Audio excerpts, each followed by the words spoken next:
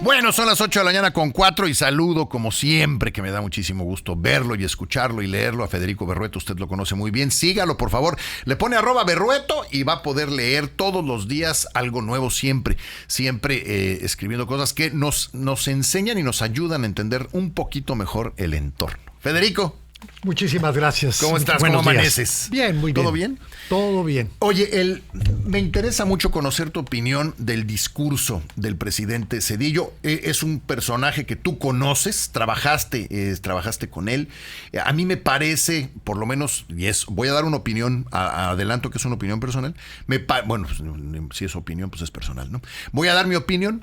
Me parece un presidente que cambió el futuro de México con muchas de las reformas que hizo, tratando de fortalecer la democracia. Y creo que eso es algo por lo que va a pasar a la historia. Ernesto Zedillo escribe un discurso que da hace unos días en el que es duro y critica fuerte al presidente Obrador. Bueno, efectivamente, Ernesto Zedillo primero fue un presidente muy singular, porque finalmente llega a esa responsabilidad derivada de una tragedia. Exacto. O sea, no hay un proceso de socialización que le sucede a todos los presidentes. Sí. Pues vean el caso de Claudia Sheinbaum, como en la construcción de una candidatura y luego ya después el triunfo, te da una serie de compromisos y también una perspectiva de las cosas. Claro. Ernesto Zedillo no le sucedió así, entonces llega como un presidente, como una ficha libre, sin otro compromiso que el deseo de servir. ¿Por qué fue él? Perdón que me desvió 30 segundos. ¿Por qué él?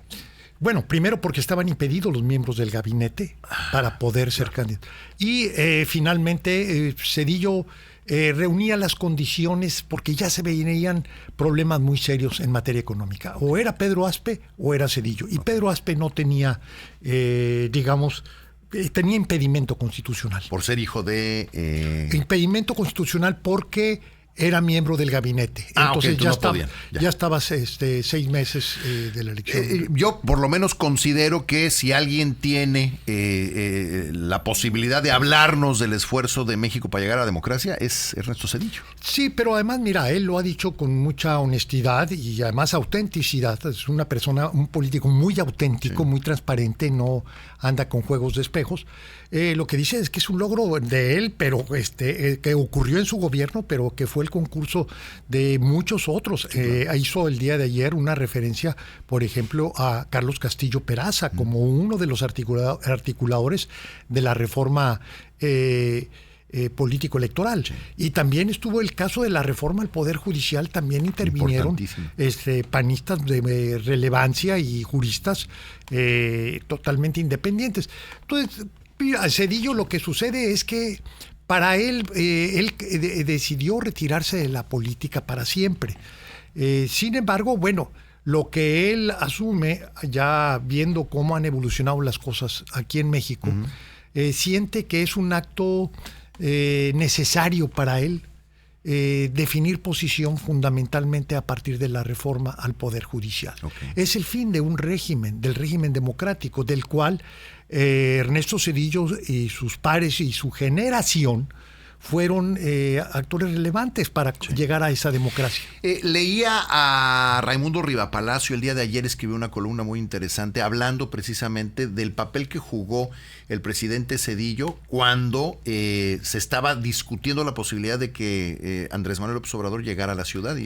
Sí, bueno, mira, él es la versión salinista. Okay. Salinas, como parte, digamos, de un control de daños, finalmente, pues hay 2 hechos criminales que no tiene que ver nada con Zedillo. Sí, claro. El magnicidio de Luis Donaldo, que no creo que ahí la familia haya tenido nada que ver, la familia Salinas, y el otro es el de Ruiz Massieu, claro, donde había muchos elementos que imputaban al hermano del presidente. Pero bueno, el tema está en que Salinas, a partir de eso, bueno, ha construido una serie de versiones que, por cierto, Andrés Manuel las ha hecho propias, al menos algunas de ellas.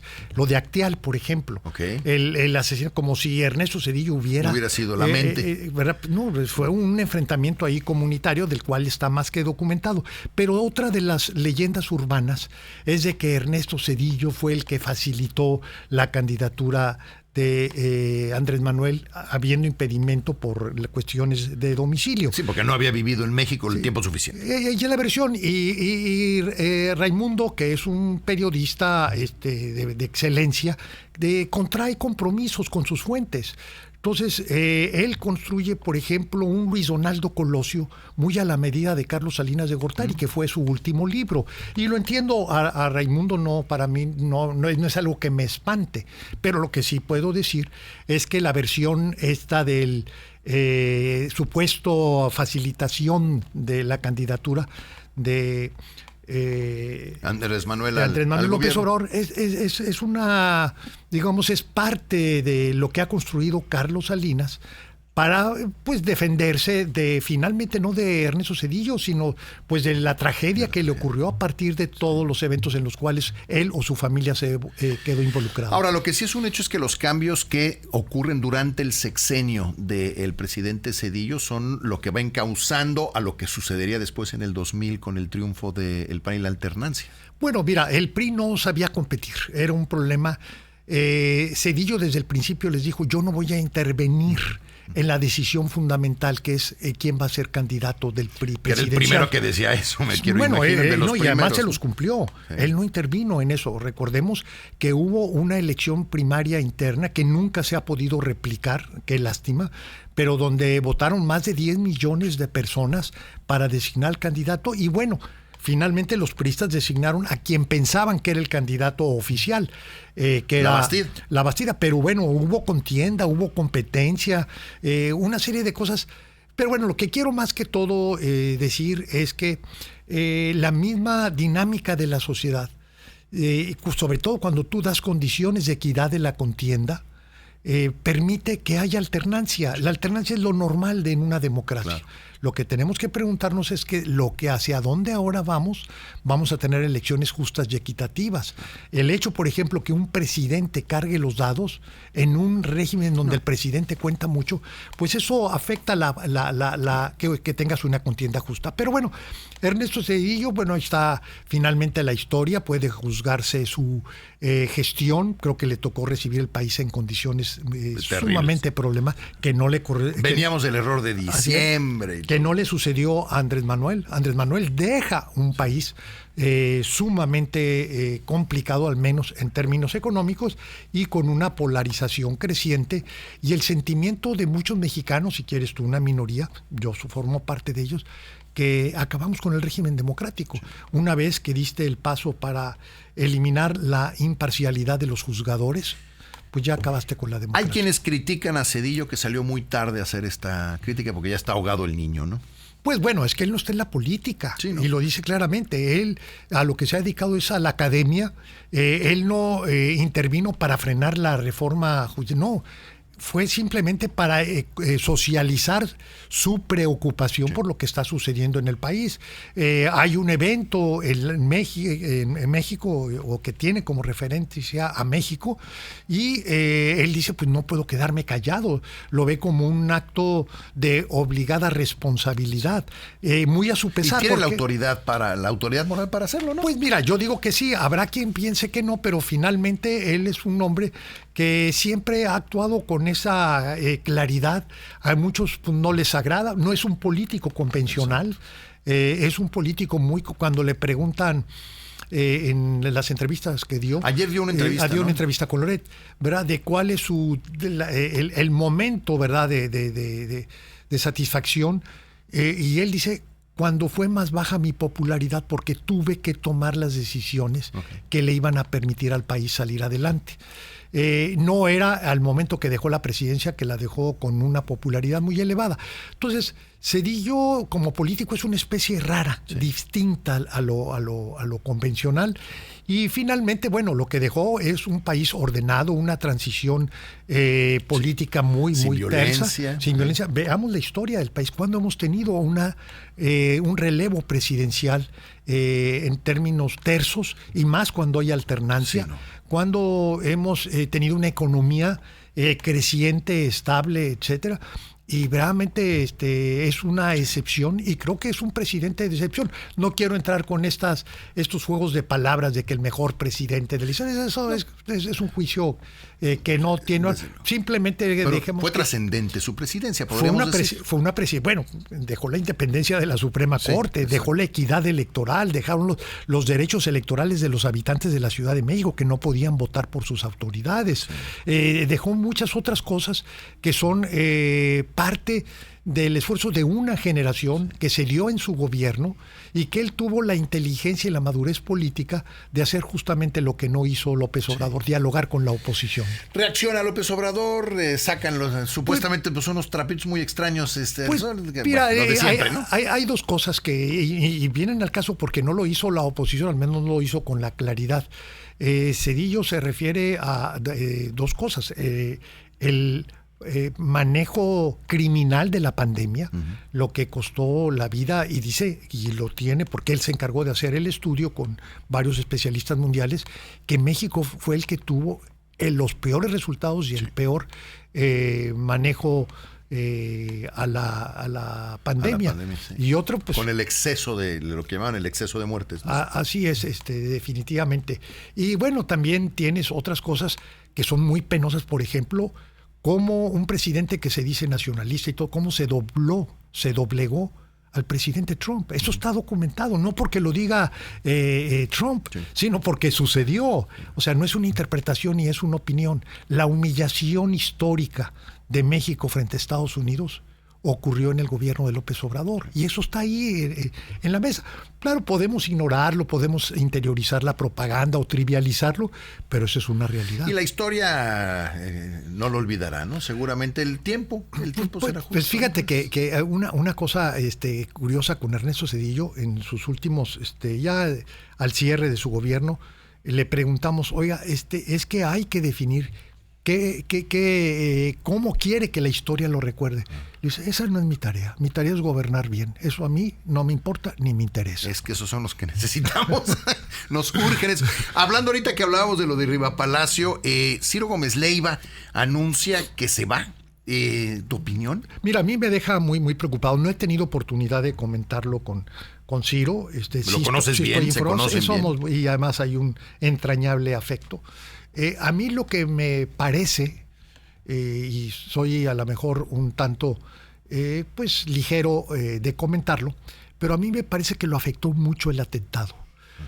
Ciro era una persona que llevaba una forma de vida como cualquier otra persona que podía ir a la peluquería o a comprar carne. Lo veías en el súper. Tenía una vida, disfrutaba mucho su cotidianidad y además una vida normal, al margen de eso. O sea, es todo un personaje, Ciro. Uno de los periodistas más importantes del país. Sin duda, y además con el programa de radio por muchos años el más escuchado. Y además nuevamente estamos hablando de una persona de una integridad y de una autenticidad a prueba de balas. Pero bueno, a prueba de balas también el vehículo que traía, que fue lo que le salvó la vida. Y con ello Ciro perdió una de las cosas que más apreciaba, que era su normalidad, su cotidianidad. Creo que esto lo lastimó profundamente. Y algo que creo que va a la búsqueda en Madrid es de una forma, al menos por un tiempo, recuperar ese tiempo perdido. Okay. Ojalá que le funcione. ¿Qué va a pasar con otros jugadores de la comunicación como Carlos Loret de Mola, un latinos? ¿Qué crees que vaya a pasar con ellos? Porque han estado sacando a Castañeda, ya le dijeron adiós de la hora de opinar, en fin, están... Pues mira, haciendo cambios. Mira, va a suceder los reacomodos, todo eso, los medios de comunicación, las empresas, pues van ajustando a partir de sus estrategias de negocio su opinión editorial. Yo aquí lo que siempre he creído que es desafortunado, pues obviamente las exclusiones, pero son el sistema de medios de comunicación lo vuelve virtuoso en la medida que los excluidos tengan oportunidades en otros medios de comunicación. Okay. Y eso es lo que tenemos que, en todo caso, cuestionarnos. Promoverlos. Y promoverlo, desde luego. Que haya diversidad de opiniones, que si se le cierra la puerta a alguien o lo echan, como como ocurrió ahí en este programa donde no nada más fue Castañeda. Sí, no fueron, Héctor Aguilar Camín, salieron muchos. Así es. Ahora, hay otra cosa. En el caso de Loret es un fenómeno inédito, único, porque la transmisión es digital y se hace fundamentalmente el auditorio a través de YouTube. Sí. Entonces ellos pueden tener su estudio perfectamente en cualquier parte del mundo, y no pasa ¿verdad? Nada. Y no ser objeto de este tipo. ¿Crees que continúen estos esfuerzos? Sin duda alguna. Carlos Loret, más allá de Latinus, que bueno, es un proyecto empresarial, pero ellos pueden hacer las correcciones que estimen pertinentes. Pero Carlos Loret en lo personal tiene un peso, es igual que Ciro, son personajes que tienen un peso muy grande en la opinión pública y salvo que ellos por su propia cuenta decidan modificar, retirarse, etcétera, bueno, pues ahí no hay nada que hacer. Pero no tengo la menor duda que la calidad de Carlos Loret le permite estar en los primeros lugares del periodismo en medios de comunicación por la calidad de su aportación. Entonces no vería yo grandes cambios con ellos. Al menos que se callara, sí, ¿no? Claro. Que es lo que debe preocupar. Okay. No lo veo así. Oye, Federico, antes de irnos, así de bote pronto, a ver si nos puedes ayudar. García Luna anuncia que le ofrecieron los gringos una salida para reducir lo que podía ser una mega sentencia a 6 meses, y él dice, no, yo me quedo aquí hasta que resulte exonerado casi. Bueno, esa versión también la había dado hace meses Raimundo Rivera Palacio, y ya es totalmente creíble. El problema es cuando se politiza la justicia penal, y eso al parecer sucedió también con García Luna, ¿verdad? Hay afirmaciones que él señala que se tienen que documentar o probar. Él dice que están documentadas. Pues a ver si es cierto. Ahora hay que documentar, ¿no? Como de eso se trata la justicia. Así es. Federico, como siempre, se nos va muy rápido el tiempo contigo siempre. Muchísimas gracias por tu tiempo. Un placer, y que efectivamente se nos va muy rápido. Oye, rápido, ¿te acuerdas dónde estabas el 19 de septiembre a las 7:19 de la mañana? Sí, ¿Te tocó el temblor? Sí, claro. ¿Te acuerdas dónde estabas? Sí, yo estaba en mi cama con una cruda del tamaño del mundo, y esto me permitió, más bien me impidió saber si era un terremoto o si era la secuela. Habíamos tenido una fiesta de amigos coahuilenses allá en la Ciudad de México. Estabas muy joven, ¿no? Sí, estábamos. ¿Estabas estudiando seguramente? No, ya estaba trabajando en la Cámara de Diputados, que ya luego platicamos sobre esa fecha o esa parte. No, sí, porque me tocó estar muy cerca finalmente de todo lo que fue la labor de rescate, etcétera, por el papel que tenía en la Cámara de Diputados. Mira qué interesante. Sí. Ojalá nos puedas platicar un día de eso. Claro que sí, con todo. Pues ahí lo tiene, es Federico Berrueto. Sígalo, acuérdese siempre, @Berrueto. Lo puede usted leer todos los días, ¿no? En SDP Noticias. SDP Noticias de lunes a jueves. De lunes a jueves.